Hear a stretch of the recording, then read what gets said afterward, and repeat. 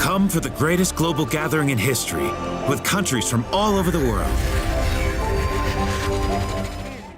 Anong meron? Tatouch niya. Tapos? Ano mangyayari pag tinouch mo?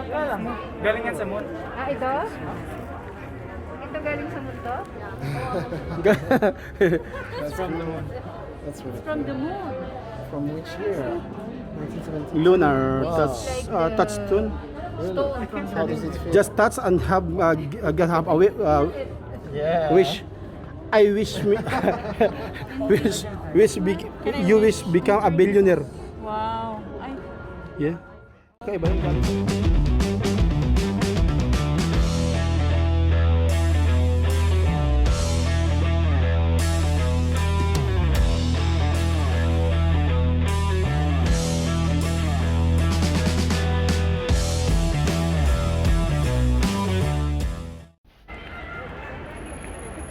So yung mga kala, ito yung USA Pavilion, nasa harapan natin at ito yung papasukin natin at mag-enjoy tayo dyan sa loob, sigurado yan, at USA yan, yan, kita-kits mo.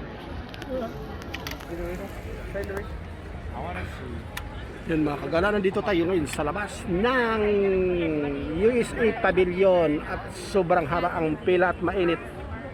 Ayan, kita yung pila na yan. So kailangan natin magtiyaga para makapasok lang doon, makita natin yung rocket ng USA. Ayan. Ayan. Papasok na tayo mga kagala. Ayun na tayo, bilisan natin. Baka maunahan tayo ng mga priority. How many guys? How many? Yan, dito na tayo. The future. We not only see what Oh, si ano ah.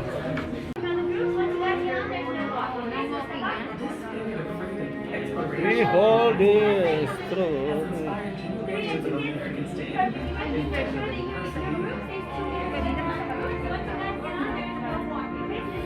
No walk, sabi niya. Kakaiba to mga kagala doon sa USA. Hindi ka pinapapagod, hindi ka nila pinapagod kasi nakakumbiyor lahat ng nakasakay dito. You know. Diba? Hindi ba ang lupit? So ito na yung ngayon. Ito yung mga panood natin sa loob ng pabilyon ng USA. So, ha? Ito na ang lupit. Sabing no walk eh. Ang makulit din yun eh.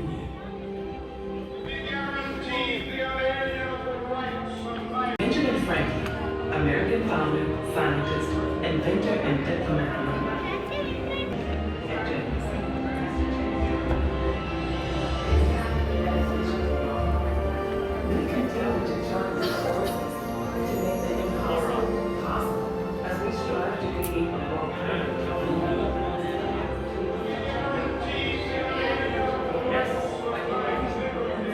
Alexander. Inventor.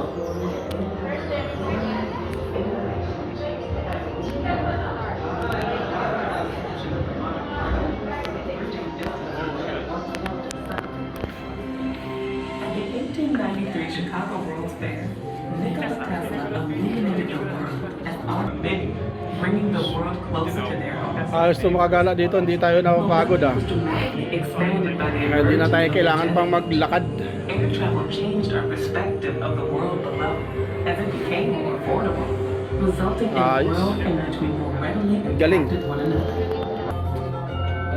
The digital age brought personal computing and the internet into the offices, homes, and hands of people around the globe.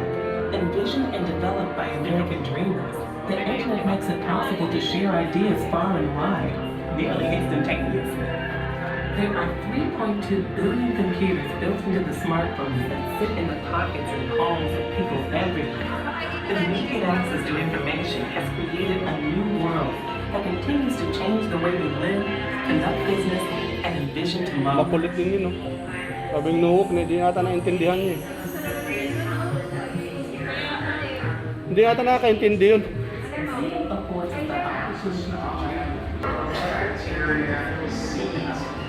Companies looking at climate change in the driest regions of Europe. Earth and space are one ecosystem, really. We are a part of each other, and so figuring out how to grow things in a much more harsh environment in space is going to help us grow things in harsher environments here on Earth. The next generation of engineers, scientists, and Sino yun? are already working to benefit our world in meaningful ways. These young American doers are not waiting to make their mark. I was named China's Kid of the Year for some of the work that You know. I've done in science and technology. And some of my latest work is it's called Tempest, which helps to detect lead in drinking water faster and more Tayo pala yan. Hi. out there. I think it's important for me to share my story. Galing. This idea that if I Nasa Amerika tayo, pavilion. I started off with making Ah, a process. Hindi mo na kailangan maglakad eh. Kasi nasa ano ka ng conveyor. Parang nasa airport lang. Di ba? Galing. To be able to do what I did. we do see people who tell us that we can't be innovators because I'm a girl, because I'm 15, because I'm South Asian. We grew up to think that our difference is supposed to set us back, but we can use it to do things that people with two hands can't do. The United States became the world's first interstellar explorer when Voyagers 1 and 2 completed Helios and became the first spacecraft to leave our solar system. Every day, the Voyager mission streams back data 44 years after launching from Cape Canaveral in Florida. It's a mission that continues to reach for the stars and is made possible by our drive to discover, explore, and shape the future.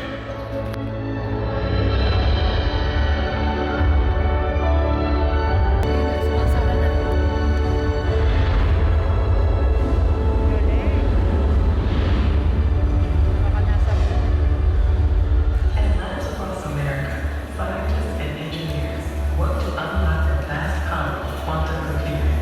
Cures for illness and disease, for example, may be found in qubits, the next generation code that unleashes the speed and potential of quantum computing.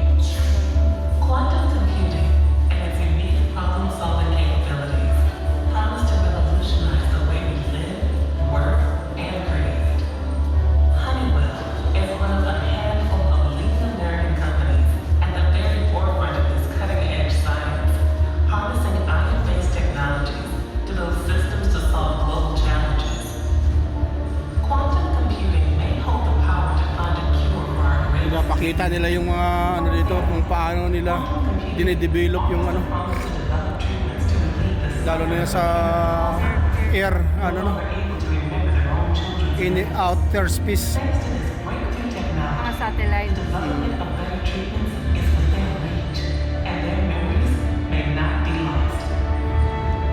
Unlocking the power of quantum computing will change the world, supercharging the next information age.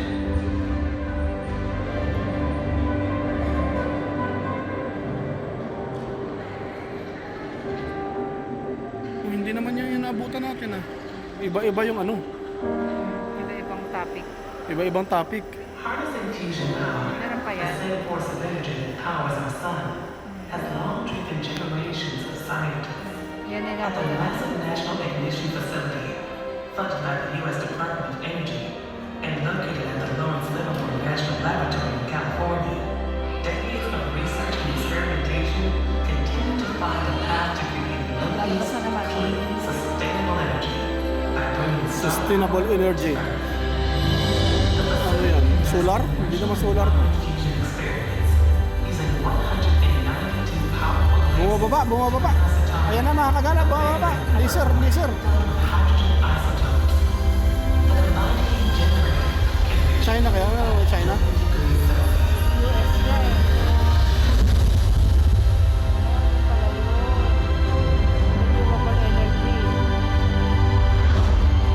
And for that briefest moment, a star is born, housed safely within the confines of the lab, and all in about 5 microseconds.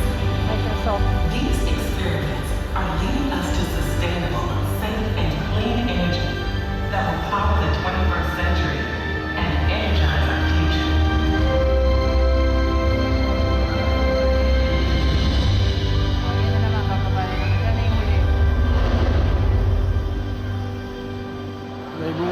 Ay, bumababa. Moon. Moonlight lady. Cities and towns have evolved around the convenience of Bumababa na the siya, car, bumababa. bringing us to a crossroads in the current age of the commute. With the introduction of autonomous vehicles, we are reevaluating how mobility solutions factor into our everyday life. It's a future that will reinvent transportation, but is not only confined to cars. Getting from A to B will be different as next generation vehicles take to the sky. Isla. This autonomous revolution will empower a new form of mobility, one that creates opportunities for everyone to determine their own future. It's a future driven by American technology, breakthroughs that have produced GPS, cloud computing, and advances that will continue to change and improve life as we know it.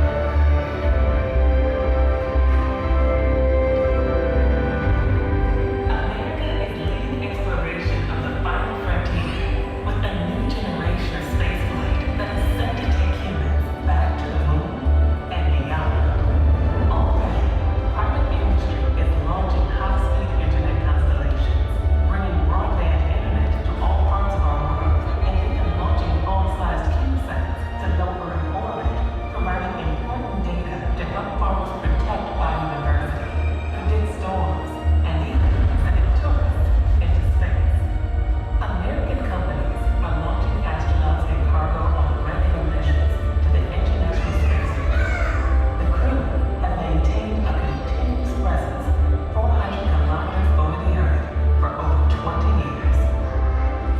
NASA's Artemis program will inspire a new generation of scientists, engineers, astronauts, and more, landing the first woman and first person of color on the lunar surface. The Artemis program includes the establishment of both a base camp at the moon's south pole and the gateway outpost in lunar orbit. Through the Artemis Accords, the United States will work with our international partners to establish a safe, peaceful, and prosperous future in deep space. Throughout the decade, we will study more of the moon than ever before, learning more about its history and our own home planet.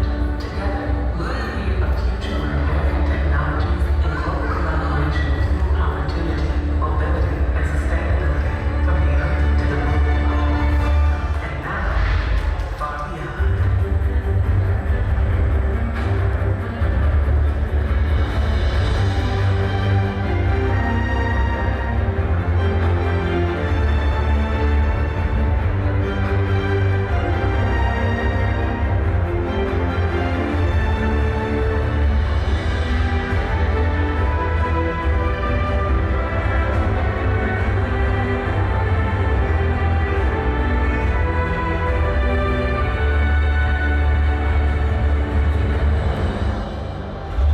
At this very moment, NASA's Curiosity and Perseverance rovers are Kininabutan na, no? experiments that will help us safely Huh? set foot on the red planet. The United States has been exploring the Martian surface for 17 uninterrupted years, and our ongoing exploration heralds a new age of space discovery.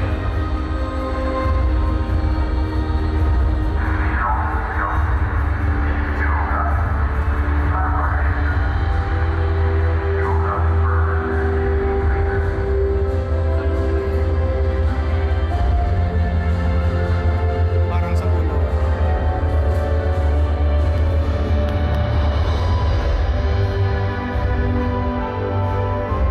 Together, we'll continue to move forward, inspired by the ideas that unite us, to find solutions to feed the world, cure disease, and create sustainable energy at the home of planet Earth and beyond. Tapos na. Mag-ano ka All na. we need to do Baka meron pa dun sa kapit labas. upward and forward. Baka pa isang pa siguro. Apply our unlimited creativity and Galing. capacity for innovation to the challenges of today and tomorrow. This is life, liberty, and the pursuit of the future. Iyon mga kagala, tapos din tayo at tayo'y pupunta na sa kabilang ibayo. Mga kagala, akyat muna tayo sa taas at mayroon pang tayong papanoorin dito. kung ano yung makikita natin dito. Ayan. Kaya tayo.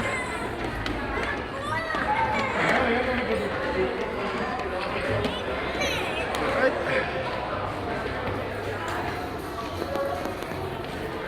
Ayun. Hi guys, welcome. Please make your way inside the room. My colleagues will give you a speech about the bar. Welcome everyone. If you make your way to the center of the room. Yun. Wow. Buhangin na siguro sa abuan to. Welcome everyone. If you'll come to the center of the room, I'll tell you more about this rover in the center. This here in the center of the room is the Opportunity rover. It is the third of 5 rovers that NASA has sent to Mars. Whoa. After Opportunity was Curiosity and Perseverance. Wow. And with every rover that NASA creates and sends to Mars, we get more advanced, we get more capable, and we send larger and larger rovers because we care more and more about what is on Mars. Mars, we know from all of our rovers and all of the science that we've done on Mars, used to have oceans. And so it could have looked a lot like Earth someday. By looking at Mars, we can look into our past and into the future of Earth. The technology that we develop for these rovers and that we build for rockets as well as spacecraft satellites actually comes back down to Earth so that we can better understand and improve the accessibility of technologies for humanity. As an example, the technology in your smartphone, the cameras and the miniaturization that really exists in computers today is because of the technology that was developed for spacecraft. As an example, many of the technologies that were developed for the Apollo program, the shuttle missions, and all of the other space programs that exist in the world are actively helping develop technology to make life better for all of us. You have a smartphone in your pocket, you can see for yourself. So these technologies that are being invested in by the United States and all of our other partners internationally, you can see on this screen right over here. Behind me you can see also our investments in education, if you want to go to college in the United States. Behind me you can see also our investments in tourism. As you go outside the doors of this visit, you can see our SpaceX Falcon 9 rocket replica. This is the first orbital class booster to be reusable, and it's a major step in space travel. So thank you so much. I'm happy to answer any questions you have about any of the technology in this exhibit, and we hope that you have a great day at Expo. Please stay hydrated. Thanks. Mama is it?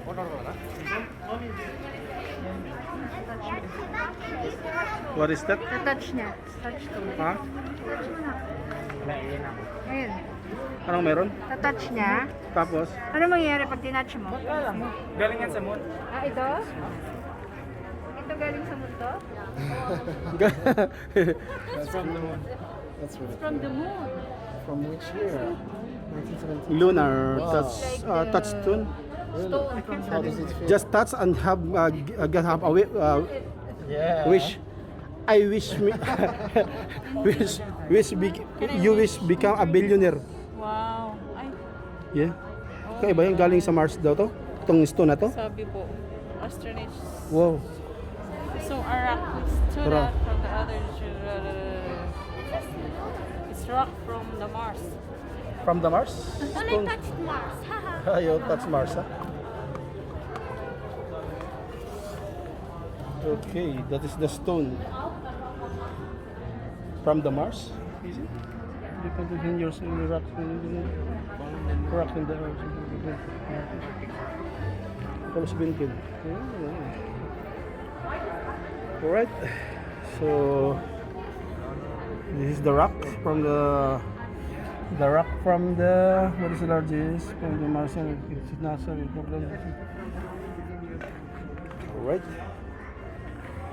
Alright, so okay, now this is the world map. Deep Space Network, Mars real time. spaceship, a satellite for you.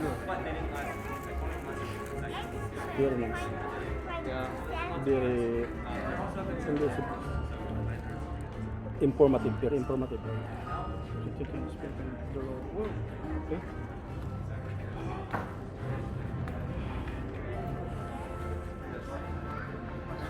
Yes, I'm super excited, but it will be 10 years, so inshallah everything gets funded.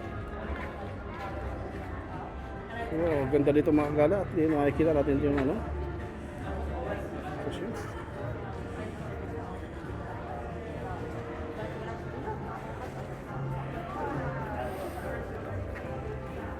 Galing nga, galing yung sang, pero sa doon lang to sa Labhab kinuha nila yung disyan buhangin. Sa beach. Ito doon sa Pink Crack to. Pink crack. Ayan yung pink crack. Oo. Ang galing. Alright. So, magala, dyan ang nagkatapos ang ating pag-ikot dito sa USA Pavilion. At sana nag-enjoy kayo at nakakapulot din tayo ng magandang informative regarding dito sa ano. So, ayan. At meron ditong isang malaking spaceship nasa labas. Bago natin tapusin to, panoorin, tingnan mo na nakalaki niya. Ayun, no? Yung laki pala yan. Spaceship talaga to. Ito yung rocket. Rocket pala, rocket. Ito pala yung kanina. Space. Yun, no? Yung laki. Yun.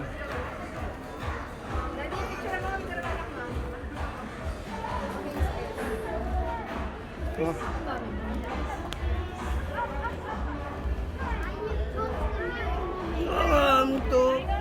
Hindi masyado makita. So, ganyan lang, ganyan lang, yung paa. Yun, 1, 2, yun. Grabe yung ano niya, engine niya, oh. Mauututan sila dyan, oh. Yung kumakain sa baba. Yun. Grabe, laki pala nito, oh. Dinala lang yan dito para ano. Alright. Ayan. So, dyan na nga nagtatapos lahat ng ating kaganapan dito sa USA. Sa ating exploration dito. Ayun. Salamat sa inyong pagsama. At lagi shout out sa lahat mga kagana. God bless you all. Vamos!